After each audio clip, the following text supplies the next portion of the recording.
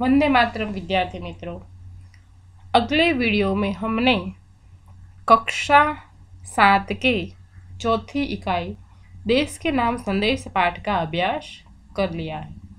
आज हम इस पाठ का स्वाध्याय पोथी में लेखन कार्य करेंगे। प्रश्न 1। प्रश्नों के उत्तर के लिए उचित विकल्प चुनकर विकल्प का क्रम कोष्ठक में लिखिए। पहला विकल्प, नगर पालिका क्या नहीं उठाती? उसके विकल्प है ए भंगार, बी मेला, सी कचरा या डी गाड़ी। तो इसका उत्तर होगा सी कचरा। दूसरा विकल्प, हमारे देश की व्यवस्था को कौन सुधारेगा? उसके विकल्प है ए हम, बी अमलदार, सी सरकार या डी जमींदार। तो इसका उत्तर होगा ए हम। तीसरा विकल्प, रेलवे क्या बन गई है? उसके विकल्प है ए मजबूर, बी देनदार, सी मजाक या डी बवंडर। तो उसका उत्तर होगा सी मजाक। चौथा विकल्प, हमारे कानून कैसे हो गए हैं? उसके विकल्प है ए फीके, बी नीले, सी पुराने या डी कमजोर। तो उसका उत्तर होगा सी पुराने।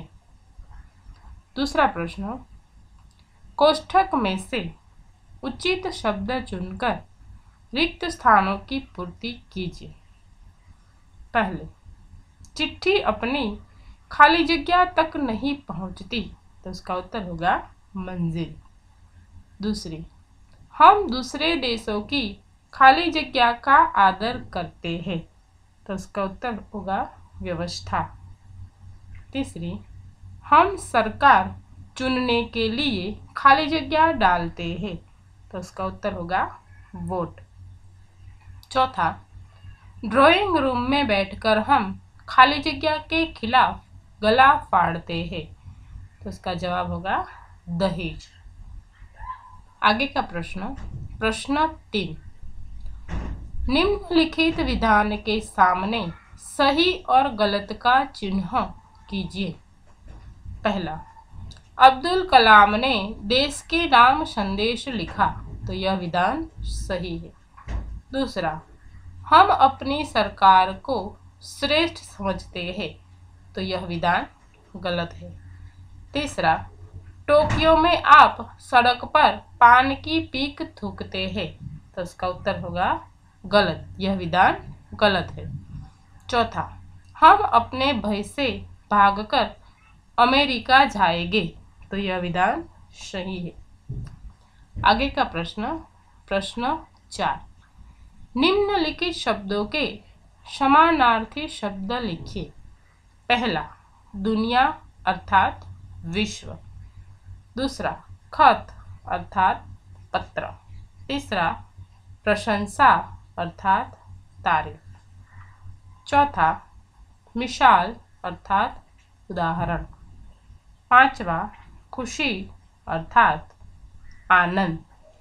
और छठा, अमीर अर्थात धनिक। आगे का प्रश्न, प्रश्न 5, निम्नलिखित शब्दों के विलोम शब्द लिखिए। पहला, सुरक्षित। तो उसका विलोम होगा असुरक्षित। दूसरा, अच्छा। तो होगा बुरा। तीसरा, उचित। तो उसका विलोम होगा अनुचित। चौथा, गांव। तो उसका विरुद्धार्थी होगा शहर। पांचवा, पराया। तो उसका विलोम होगा अपना। और छठा, शाम। तो उसका विरुद्धार्थी होगा सुबह। अब आगे प्रश्न 6, निम्नलिखित वाक्यों के काल पहचानिए। पहला वाक्य, कल हम स्कूल से प्रवास जा रहे हैं। यह वाक्य वर्तमान काल का है, लेकिन कैसा है? अपूर्ण, पूर्ण वर्तमान काल नहीं है। दूसरा, कोई गाना गा रहा है। यह भी वर्तमान काल ही है, लेकिन अपूर्ण वर्तमान काल का वाक्य है। तीसरा, आज ठंड ज्यादा होगी, तो यह वाक्य कैसा है? सामान्य भविष्यकाल। चौथा, मैं क्रिकेट खेलता हूँ, तो यह वाक्य है सामान्य वर्तमान काल। पांचवा, परसों कश्मीर में हिम वर्षा हुई, तो यह वाक्य है सामान्य भूतकाल। और छठा, मैं अंबाजी गया था, तो यह है पूर्ण भूतकाल। आगे का प्रश्न, प्रश्न 7, निम्नलिखित वाक्यों के काल परिवर्तन कीजिए। पहला, शिमला में हिम वर्षा हुई, तो उसमें भविष्य काल में परिवर्तित करना है, तो वाक्य बनेगा शिमला में हिम वर्षा होगी। दूसरा, मंदिर में पूजा होगी, तो इसका भूतकाल बनाना है, तो वाक्य बनेगा मंदिर में पूजा हुई। तीसरा, मैंने पढ़ाई की, तो इसका वर्तमान काल होगा मैं पढ़ाई करता हूँ। चौथा, मैं बाजार गया, तो उसका भविष्य काल होगा मैं बाजार जाऊंगा। आगे का प्रश्न, प्रश्न 8, निम्नलिखित कहावत का अर्थ लिखिए। पहली कहावत, छोटा मुंह बड़ी बात, अर्थात अपनी योग्यता से बढ़कर बात करना। दूसरी, दूर के ढोल सुहावने, अर्थात दूर से हर चीज अच्छी लगती है। तीसरा, दोनों हाथों में लड्डू, अर्थात दोनों तरफ से लाभ। चौथा, चांद पर थूका मुंह पर गिरा, अर्थात सज्जन की बुराई करने से अपना ही नुकसान होता है। पांचवा, सांप भी मरे लाठी भी न टूटे, अर्थात बिना हानि उठाए काम बन जाए। छठा, खोदा पहाड़ निकला चूहा, अर्थात अधिक मेहनत लाभ कम। आगे प्रश्न 9, निम्नलिखित शब्दों को उचित क्रम में रखकर अर्थपूर्ण वाक्य बनाइए। पहला है, लेना और दहेज पाप देना है। इसमें उचित वाक्य यह है कि दहेज लेना और देना पाप है। दूसरा, मेरा महान भारत, तो यह उचित वाक्य है मेरा भारत महान। तीसरा, आदर्श भारत को आओ बनाए मिलकर राष्ट्र, तो इसका सही तरह से इस प्रकार लिखा जाता है कि आओ मिलकर भारत को आदर्श राष्ट्र बनाए। फिर चौथा, मैं सफाई खुदाई है, तो सही वाक्य होगा सफाई में खुदाई है। प्रश्न 10, निम्नलिखित प्रश्नों के उत्तर एक एक वाक्य में लिखिए।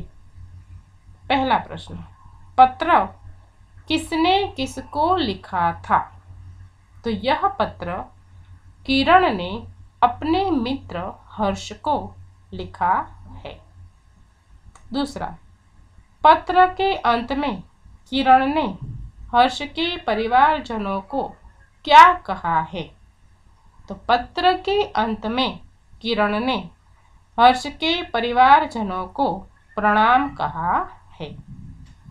तीसरा, पत्र में क्या वर्णन किया था, तो पत्र में भारतीय नागरिकों की अपने कर्तव्य के प्रति लापरवाही और सरकार के प्रति उनके शिकायती रवैये का वर्णन किया गया है।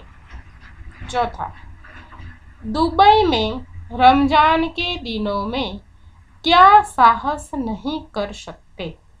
तो उसका उत्तर होगा, दुबई में रमजान के दिनों में सार्वजनिक रूप से कुछ खाने का साहस नहीं कर सकते। पांचवा, बोस्टन में आप क्या नहीं खरीद सकते? तो इसका उत्तर है, बोस्टन में आप जाली योग्यता प्रमाण पत्र नहीं खरीद सकते। छठा, डॉक्टर कलाम संदेश की शुरुआत में क्या पूछते हैं? तो डॉक्टर कलाम संदेश की शुरुआत में पूछते हैं कि क्या आपके पास अपने देश के लिए 10 मिनट का समय है? आगे का प्रश्न, दुनिया का सर्वश्रेष्ठ हवाई अड्डा कहाँ पर है? तो दुनिया का सर्वश्रेष्ठ हवाई अड्डा सिंगापुर में है। आगे का प्रश्न, प्रश्न 11, निम्नलिखित प्रश्नों के उत्तर 2-3 वाक्यों में लिखिए। पहला, डॉक्टर कलाम ने ईमेल से हमें क्या सीख दी है? डॉक्टर कलाम हमें कहते हैं कि हमें हमारे देश के कायदे कानून का पालन करना चाहिए। हमारी जिम्मेदारी सिर्फ मतदान करके पूरी नहीं होती। हमें देश की समस्या को और उसके बारे में बातें नहीं, उनका हल निकालने के लिए कार्य करना चाहिए। इस तरह की सीख डॉक्टर कलाम ने ईमेल से हमें दी है। दूसरा प्रश्न, हमारे देश की व्यवस्था को हम कैसे सुधार सकते हैं? तो इसका उत्तर है, हमारे देश की व्यवस्था को सुधारने की जिम्मेदारी हमारी है। देश की व्यवस्था में क्या खामी है, इस विषय पर सिर्फ बातें करने से देश की व्यवस्था नहीं सुधरेगी। हमें देश की व्यवस्था को सुधारने में अपना सकारात्मक योगदान देना पड़ेगा, तभी हमारे देश की व्यवस्था को हम सुधार सकेंगे। आगे का प्रश्न, प्रश्न 3, विदेश के लोग स्वच्छता के प्रति कैसे जागरूक हैं? तो विदेश के लोग स्वच्छता को बहुत महत्व देते हैं। वे लोग सिगरेट का टुकड़ा सड़क पर नहीं फेंकते, कागज के टुकड़े यहाँ वहाँ न फेंककर कूड़ेदान में डालते हैं, नारियल को हवा में नहीं उछालते हैं और सड़क पर पान की पीक नहीं मारते हैं। साथ ही कुत्तों के मालिक उन्हें सड़कों पर गंदगी नहीं करने देते हैं। इस प्रकार विदेश के लोग स्वच्छता के प्रति जागरूक है। चौथा प्रश्न, भारत देश के विकास में कौन कौन सी समस्याएं बाधक है? तो उसका उत्तर है, भारत देशवासी नियमों का पालन नहीं करते हैं। हम लोग सभी कामों के लिए दूसरों को दोष देते हैं पर स्वयं कुछ नहीं करते हैं। सरकारी कर्मचारी रिश्वत लेते हैं। हमारे देश में आज भी कई लोग बेरोजगार हैं। इन समस्याओं के कारण हमारे देश का विकास नहीं हो रहा है। आगे का प्रश्न, प्रश्न 5, हम दूसरे देशों में उनके कायदे कानून का पालन करते हैं लेकिन अपने देश में क्यों नहीं? तो इसका उत्तर है कि हमारे मन में हमारे देश के प्रति गर्व और सम्मान की पर्याप्त भावना नहीं है। हम हमारे देश की शासन व्यवस्था को महत्व नहीं देते हैं। हमारे देश में कानून का सख्ती से पालन नहीं किया जाता। दूसरे देश के लोग अपने देश का सम्मान करते हैं और नियमों का सख्ती से पालन करते हैं। हम भी उन्हें देखकर उनके कायदे कानून का पालन करते हैं, लेकिन अपने देश के कायदे कानून का पालन नहीं करते। आगे का प्रश्न 12। निम्नलिखित प्रश्नों के उत्तर 3-4 वाक्यों में लिखिए। पहला, दूसरे देश में और हमारे देश में हम जो व्यवहार करते हैं उसमें क्या अंतर है? तो इसका उत्तर होगा कि हम दूसरे देश के नियमों का पालन करते हैं, उनके देश की व्यवस्था को बनाए रखने में भी मदद करते हैं, पर हम हमारे देश के नियमों का पालन नहीं करते। हम दूसरे देशों में स्वच्छता का ध्यान रखते हैं, पर अपने देश में गंदगी फैलाते हैं। हम दूसरे देशों में गति के नियम के अनुसार गाड़ी चलाते हैं, पर अपने देश में ऐसा नहीं करते। हम दूसरे देश में कोई गैर कानूनी काम नहीं करते। इस तरह हम दूसरे देशों में और हमारे देश में जो व्यवहार करते हैं उसमें बहुत अंतर है। दूसरा, हमारे देश के प्रति हमारा क्या फर्ज है? तो इसका उत्तर होगा कि देश के प्रति हमारा फर्ज है कि हम देश के कायदे कानून का पालन करें। हमें देश की शान बढ़े ऐसे कार्य करें। हम देश की व्यवस्था को बनाए रखने के लिए सरकार को सहयोग दें। हमारे देश की एकता और अखंडता का उसकी रक्षा करना हमारा फर्ज है। तीसरा प्रश्न, डॉक्टर कलाम ने लोगों की सोच के बारे में क्या कहा है? तो उसका उत्तर है, डॉक्टर कलाम ने लोगों की सोच के बारे में कहा है कि लोगों की सोच गैर जिम्मेदाराना हो गई है। लोगों को दूसरों के दोष ही दिखाई देते हैं। वे कभी अपनी कमियों के बारे में नहीं बताते हैं।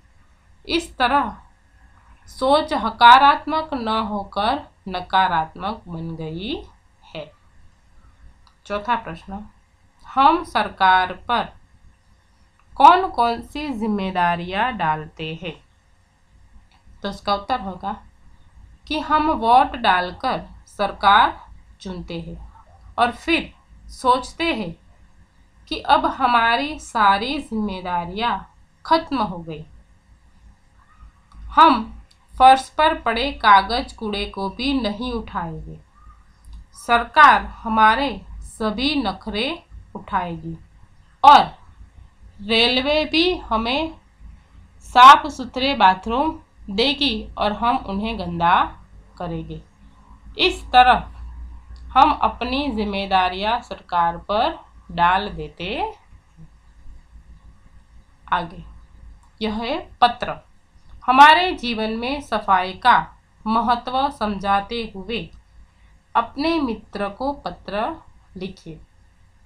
तो भेजने वाले का पता 15 विवेकानंद सोसाइटी, आजवा रोड, बड़ौदा।